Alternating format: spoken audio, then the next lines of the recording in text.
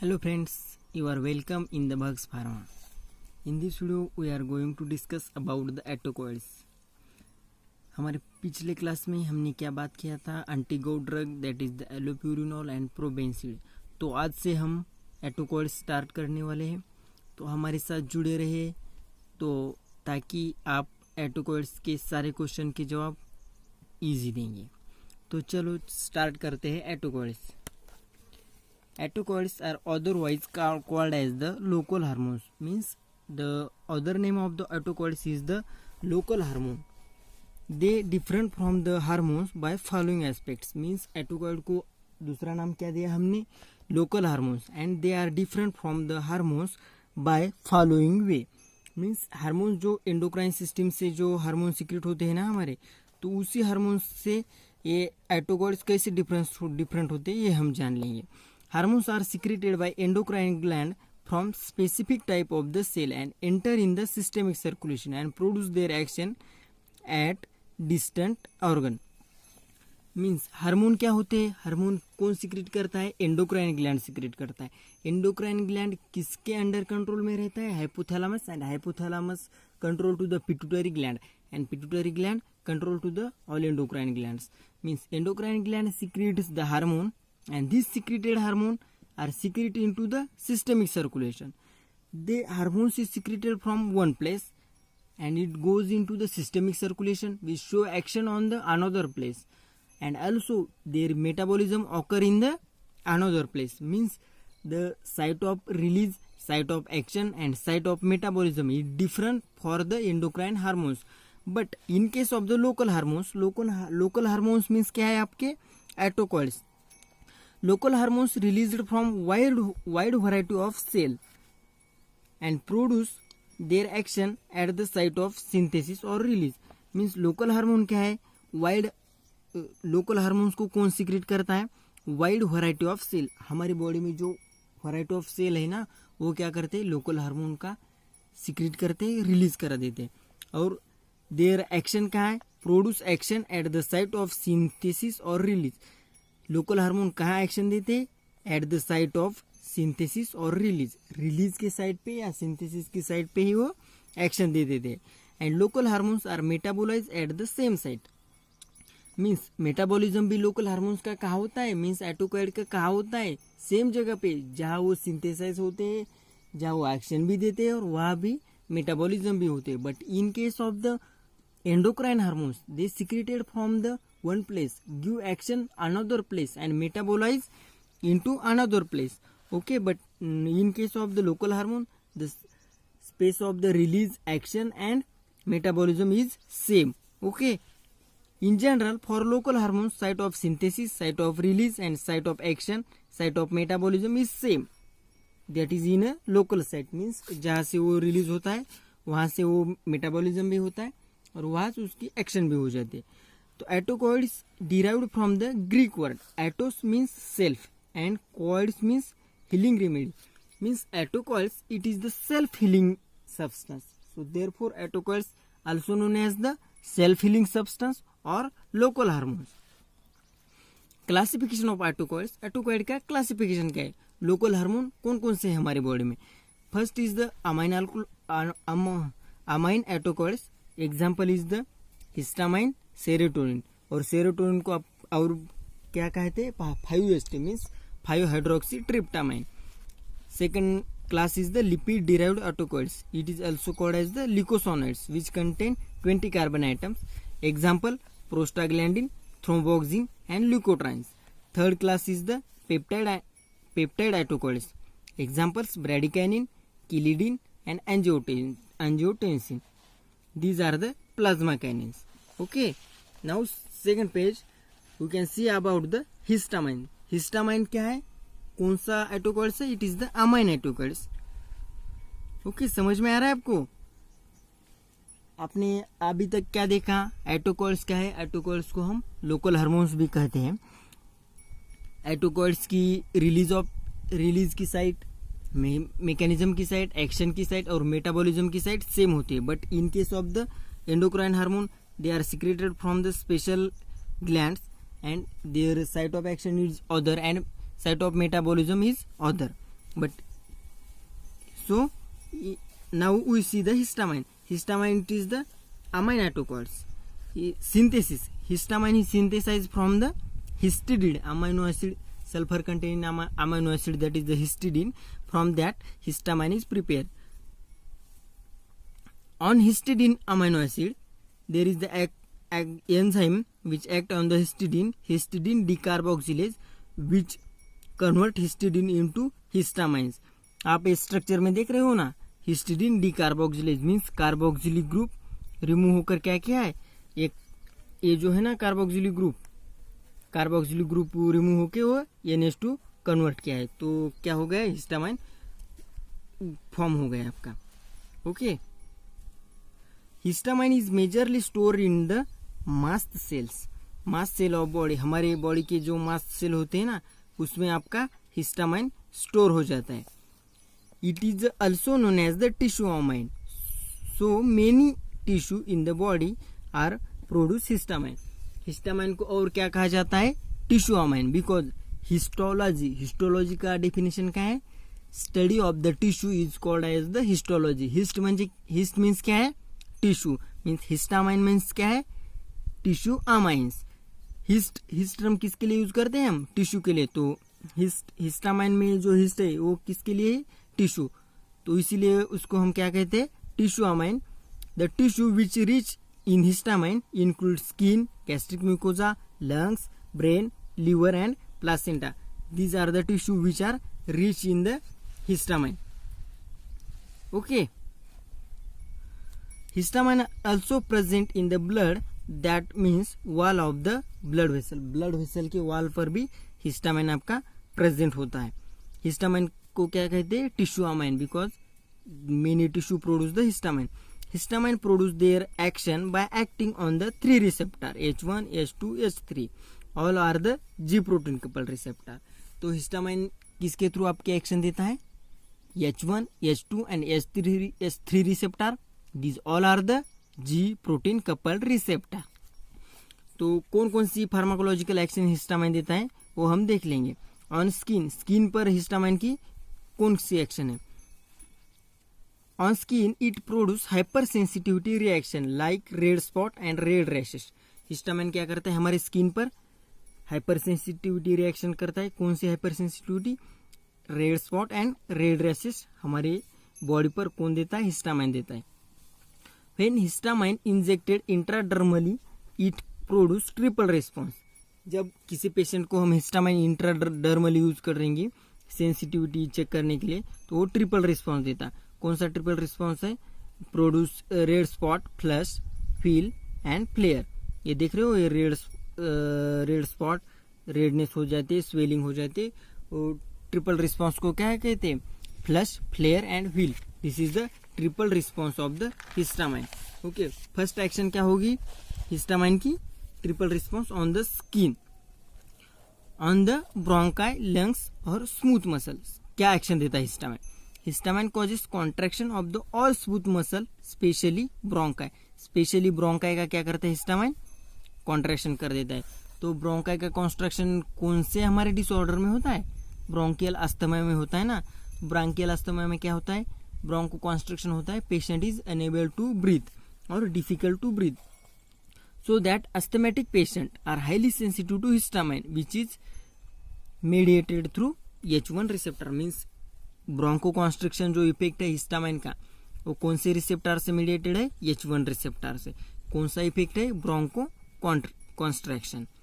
Okay, और asthmatic patient जो रहते हैं वो हिस्टामाइन को हाईली सेंसिटिव रहते.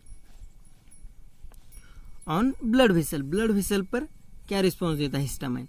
Histamine causes dilation of the smaller blood vessel like capillary, arteriole and venules, which is mediated through H1 receptor.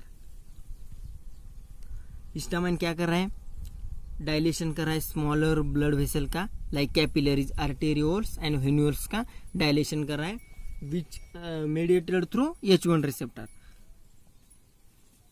CNS में histamine का क्या इफेक्ट है, histamine is useful for arousal wakefulness through H1 receptor.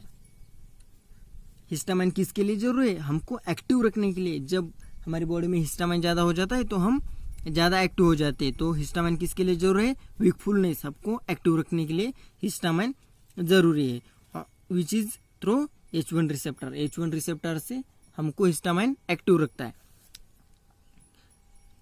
Okay, gastric mucosa पर क्या effect है histamine का? Histamine increases the gastric acid secretion mediated through H2 receptor. यहाँ पर आया आपका H2 रिसेप्टर। हिस्टामाइन क्या करता है? H2 रिसेप्टर से हिस्टामाइन आपके गैस्ट्रिक एसिड का जो सिक्रीशन हो वो बढ़ा देता है, which can leads to peptic ulcer. समझ में आया? याद में आया आपके? हिस्टामाइन H2 रिसेप्टर से क्या कर रहा है? हमारे गैस्ट्रिक एसिड का सिक्रीशन हमारी स्टमक में इंक्रीज करा रहा है, which can leads to peptic ulcer mediated through H2 receptor. सभी एक्शन हमने कहा देखे H1 रिसेप्टर, लेकिन ये एक्शन कहाँ पर है? H2 रिसेप्टर से है। Artery and veins, it causes the contraction of the veins and artery mediated through H2 receptor. आपने ऊपर देखा कि भाई हिस्टामाइन क्या कर रहा है? डायलेशन कर रहा है। पर बग किसका डायलेशन कर रहा है? Like small capillary, small blood vessel का डायलेशन कर रहा है। और कॉन्ट्रैक्शन किसका कर रहा है? वेन्स एंड आर्टरी, आर्टरी और वेन का कॉन्ट्रैक्शन कर रहा है बाय H2 रिसेप्टर। और H1 रिसेप्टर से क्या कर रहा था? डायलेशन कर रहा था। H2 रिसेप्टर से क्या कर रहा है? कॉन्ट्रैक्शन कर रहा है। ओके, समझ में आ रहा है आपको? समझ में आए? फार्माकोलॉजिकल एक्शन क्या है हिस्टामाइन के? हिस्टामाइन क्या कर रहा है? ट्रिपल रिस्पॉन्स प्रोड्यूस कर रहा है H1 रिसेप्टर से, और बाद में क्या कर रहा है? ब्रोंकाई और लंग ब्रोंकाई का कॉन्ट्रैक्शन कर रहा है। ब्लड वेसल के जो स्मॉल ब्लड वेसल है उसको क्या कर रहा है?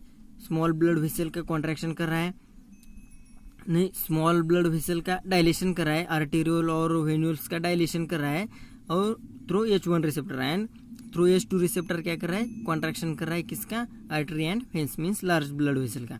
Okay, on gastric mucosa it increase the gastric acid secretion by mediated through H2 receptor. H2 receptor से मीडिएटेड से क्या कर रहा है? गैस्ट्रिक एसिड का सिक्रेशन बढ़ा रहा है। तो ये देखिए हमने pharmacological action of the histamine. तो अब हम देखेंगे कि हिस्टामाइन के ब्लॉकर कौन से, हिस्टामाइन अगोनिस्ट कौन से, drug acting on the histamine means histamine के ऊपर एक्ट करने वाले ड्रग कौन से है।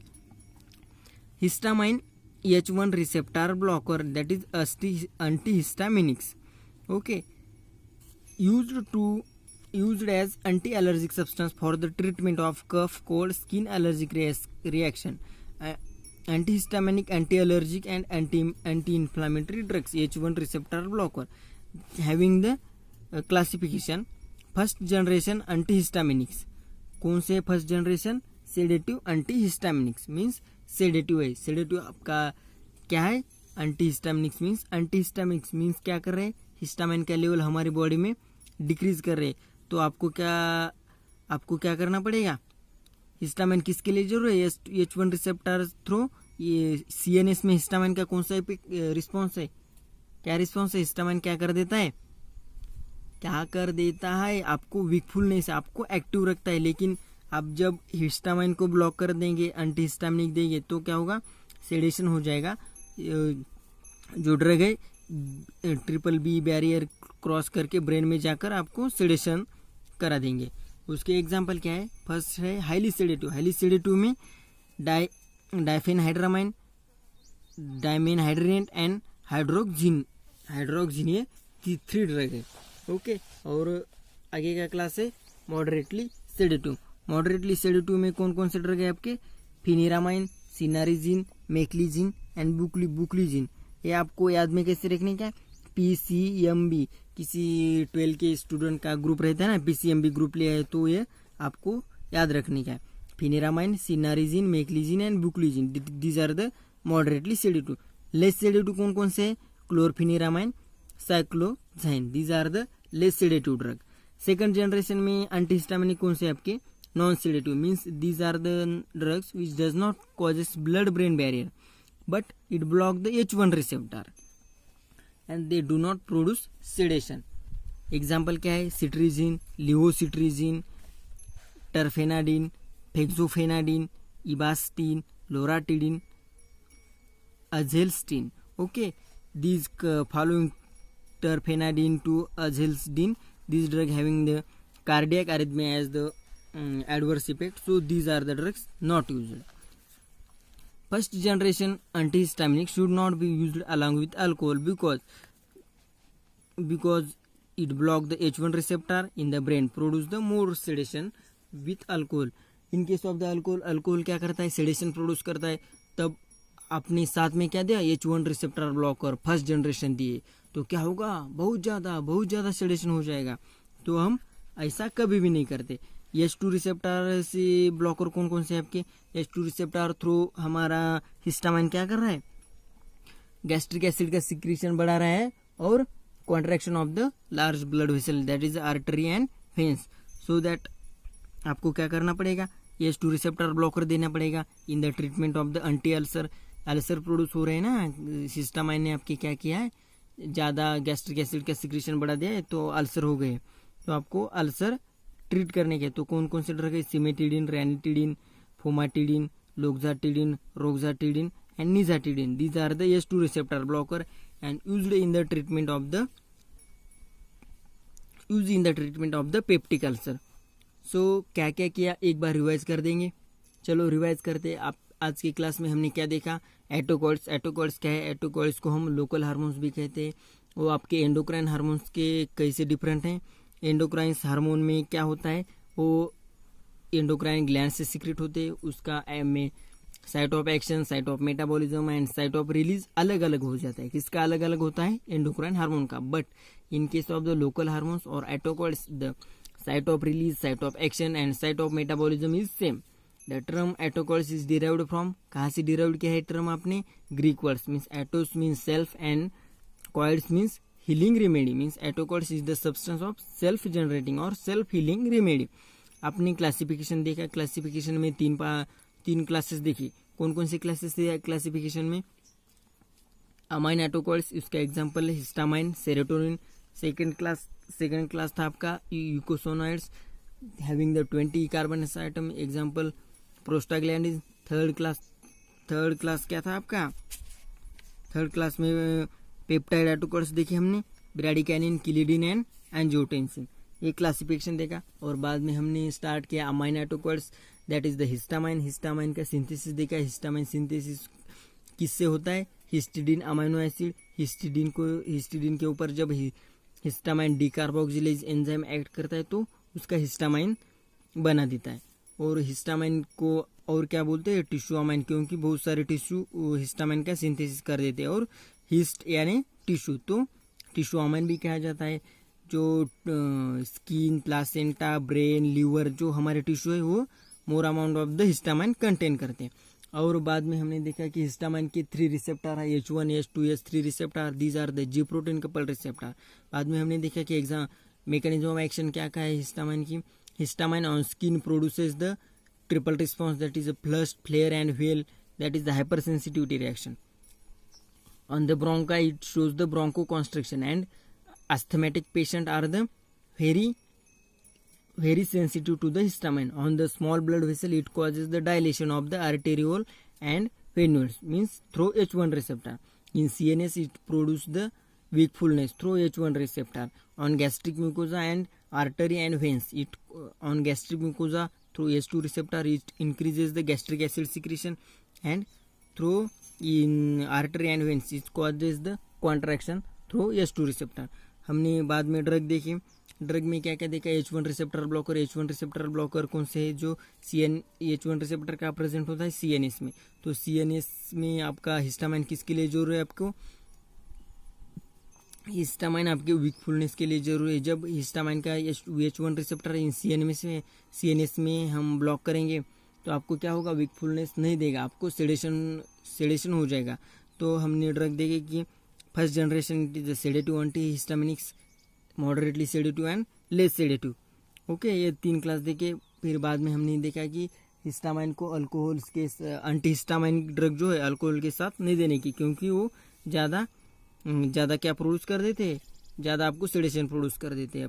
और बाद में अंत में आपने देखा कि H2 रिसेप्टर ब्लॉकर कौन कौन से एंटी अल्सर ड्रग यूज़ करते हैं, सिमेटिडिन, रैनिटिडिन, ये सारे ड्रग देखे. तो फ्रेंड्स ये है आज का आपका introduction of the autacoids and the histamine. तो हमारा अगला वीडियो होगा serotonin, mechanism of action of the serotonin and serotonin के ऊपर एक्ट करने वाले drugs. So thank you friends. If आपका इस वीडियो से कुछ फ़ायदा हो गया है तो वीडियो को ज़रूर लाइक करो और हमारे चैनल को सब्सक्राइब कर दो।